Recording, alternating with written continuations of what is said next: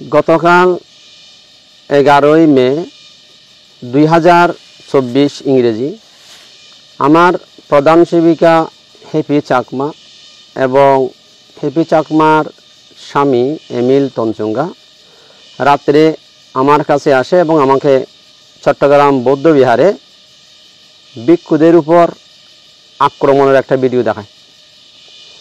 তো আমি সেই ভিডিওতে দেখলাম ভিক্ষুদেরকে অ্যাম্বুলেন্সে করে হসপিটালে নিয়ে যাওয়া হচ্ছে। তো এখন সেটা দেখে আমি খুব আশ্চর্য এবং অবাক হয়ে যাই যে এই ঘটনা যারা ঘটিয়েছে সকল বৌদ্ধ নয়, আর চট্টগ্রাম বৌদ্ধবিহার বাংলাদেশ বৌদ্ধ সমিতির সকল সদস্যও নয়। বাংলাদেশ বৌদ্ধ সমিতির কতিপয় সদস্য বাইরে থেকে কিছু লোকজন নিয়ে এসে হঠাৎ ভিক্ষুদের উপর আক্রমণ। তো আমার প্রশ্ন হচ্ছে, আপনারা কোন ধরনের বৌদ্ধ? আপনারা কেমন বড়ুয়া যে ভিক্ষুদের উপর আপনারা আক্রমণ করছেন, ধর্মগুরুদের উপর আপনারা আক্রমণ করছেন? এগুলো তো বিজ্ঞ নিন্দিত, জ্ঞানী নিন্দিত। আপনারা তো অধার্মিক আর অজ্ঞানী মূর্খ ফাবি ছাড়া আপনারা কিছু নয়। ফাবি না হলে, অধার্মিক মূর্খ না হলে আপনারা এমন করে ধর্মগুরুর উপর হাত তুললেন কি করে, আক্রমণ করলেন কি করে? যা বলছে যে অনেকটা সন্ত্রাসী কায়দায় অতর্কিত আক্রমণ। তো বিহার দখল কেন? বিহারের ভিতরে ক্ষমতা প্রয়োগ কেন? মানুষ তো বিহারে আসে ধর্ম আচরণ করার জন্য, বিহারে শীল গ্রহণ করার জন্য, বিহারে ধর্ম শ্রবণ করার জন্য। তো তাই ওখানে বিহারে আসবে, যে বিহারে এসে তাই ওখানে পুণ্যার্থীদের সেবাদান করবে, সঙ্ঘের সেবাদান করবে, প্রয়োজনে শীল গ্রহণ করবে, ধর্ম শ্রবণ করবে। তো আজকে দেখুন, গতকাল চট্টগ্রাম বৌদ্ধ বিহারে কিছু বৌদ্ধ সমিতির কিছু সদস্য বাইরে থেকে কিছু লোকজন সংগ্রহ করে যে ঘটনা ঘটিয়েছে ধর্মগুরুদের উপর আক্রমণ, এটা বিশ্বের কাছে বাংলাদেশি বৌদ্ধদেরকে হেয় প্রতিপন্ন করা হয়েছে এবং মুসলিম, হিন্দু, খ্রিস্টান সবার কাছে বাংলাদেশি বৌদ্ধ এবং বড়ুয়া বৌদ্ধদেরকে নিন্দিত করেছে, হেয় প্রতিপন্ন করা হয়েছে। কারণ এটা করেছে বড়ুয়া বৌদ্ধরা, সবাই নয়, কিছু সংখ্যক কতিপয়। বৌদ্ধ সমিতির সবাই নয়, বৌদ্ধ সমিতির কয়েকজন সদস্য। কিন্তু এটা আমাদেরকে লজ্জিত করেছে বিশ্বের কাছে। এটা আজকে আমরা পুরো বৌদ্ধ জাতি আমরা লজ্জিত। তো দেখুন, সবচেয়ে আশ্চর্য, ধর্মগুরুর উপর তারা আক্রমণ করেছে। আমি চিন্তা করছি কীরকম বিকৃত মানসিকতা তাদের। বিকৃত মানসিকতা না হলে কেউ কি ধর্মগুরু হয়ে আক্রমণ করে? এবং দেখুন, কালকে যে ঘটনা ঘটেছে সেটা গৌতম বুদ্ধের যে ধর্ম, বিশ্বমৈত্রীর ধর্ম, শান্তির ধর্ম, ত্যাগের ধর্ম, সেটা কলঙ্কিত করেছে তারা। তো সেখানে একটা সৌভাগ্য বলবো না, সেখানে যেটা দেখা যাচ্ছে, অনেকটা সবার মুখে যা শোনা যাচ্ছে, কিছু কিছু ভিক্ষুরা সেখানে হাত তুলেছে, যেটা গৌতম বুদ্ধের যে মৈত্রী শান্তি সেটার উপর আঘাত করা হয়েছে।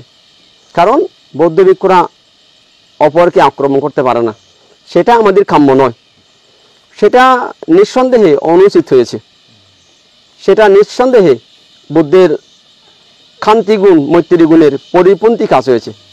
আমি সেটাকে সমর্থন করছি না। তো কিন্তু সবচেয়ে আশ্চর্যের বিষয়, এই যে বিহারে রাজনীতি, বিহারে ক্ষমতা প্রয়োগ, এটা কেমন যেন মনে হচ্ছে বড়ুয়া বৌদ্ধদের রক্তের সাথে মিশে গেছে। এটা যে বিহারে গিয়ে রাজনীতি করা, বিহারকে রাজনীতির প্ল্যাটফর্ম তৈরি করা, রাজনীতির প্ল্যাটফর্ম বানানো, এটা বড়ুয়া বৌদ্ধদের মধ্যে কেমন যেন একটা জন্মসূত্র থেকে এই যে বিকৃত একটা মানসিকতা, এটা রক্তের সাথে এটা মিক্স হয়ে গেছে। যার কারণে আজকে আমাদেরকে বৌদ্ধ ধর্মগুরুর উপর যে আক্রমণের ভিডিও, আক্রমণের ঘটনা আমাদের দেখতে হচ্ছে এবং শুনতে হচ্ছে, তো যেটা আমাদেরকে বিশ্বের কাছে লজ্জিত করেছে। তো আমি বলতে চাইছি যে আমার একটা পরামর্শ, আমার একটা অনুরোধ, বিশেষ করে ভিক্ষু সংঘের কাছে, বাংলাদেশ সংঘরাজ ভিক্ষু মহাসভা এবং ভিক্ষু সংঘের যতগুলো সংগঠন আছে বাংলাদেশে, ভিক্ষু সংঘের সমস্ত সংগঠনের প্রতি আমি অনুরোধ জানাচ্ছি।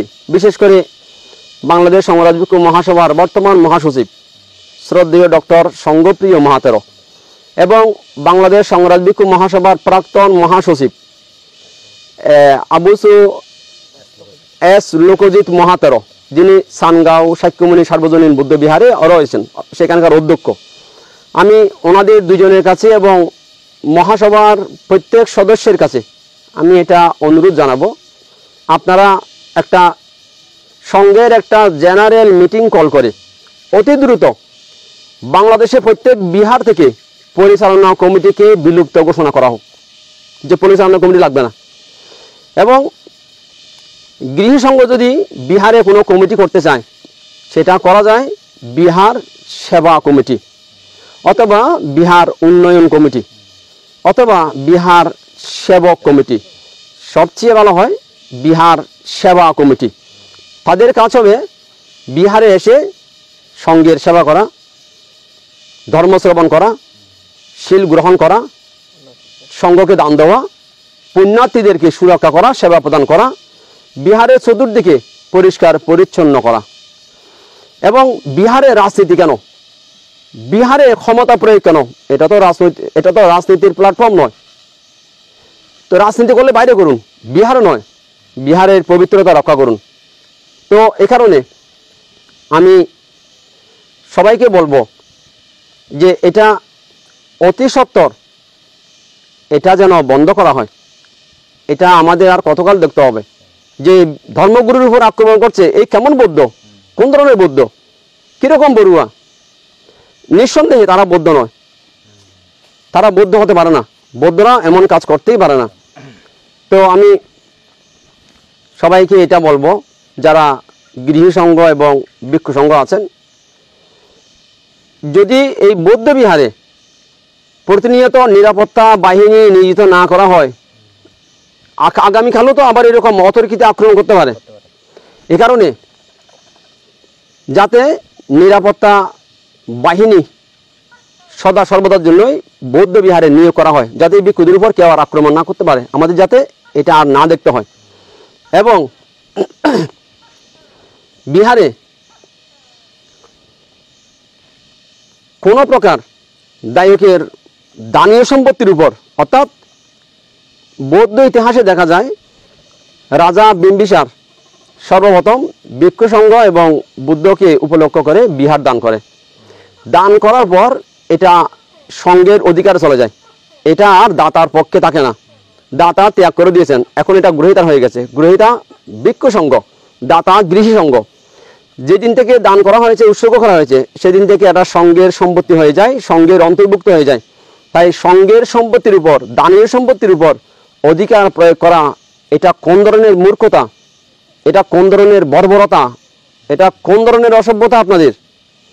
দানীয় সম্পত্তির উপর অধিকার প্রয়োগ করা, মূর্খ ছাড়া কোনো জ্ঞানী মানুষ, কোনো ধার্মিক মানুষ, কোনো সৎ মানুষ এহেন কাজ করতে পারে না।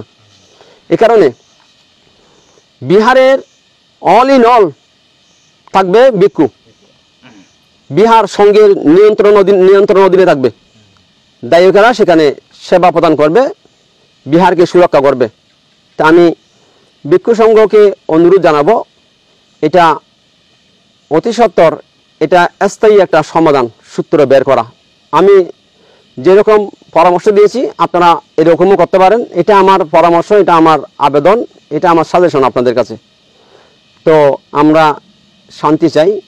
আমি এই ঘটনা যারা করেছে নিঃসন্দেহে তারা নিন্দিত, আমি নিন্দা জ্ঞাপন করছি, কিন্তু আমি বৌদ্ধ ভিক্ষু হিসেবে তাদের শাস্তি, তাদের সাজা আমি দাবি করতে পারি না। বৌদ্ধ ভিক্ষুদের সেটা শোভা পায় না।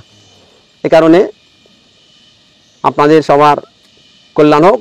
এই ঘটনা যাতে পুনরাবৃত্তি না হয়, আমাদের যাতে পুনরায় আর দেখতে না হয়। সবার শান্তি হোক, সবার কল্যাণ হোক।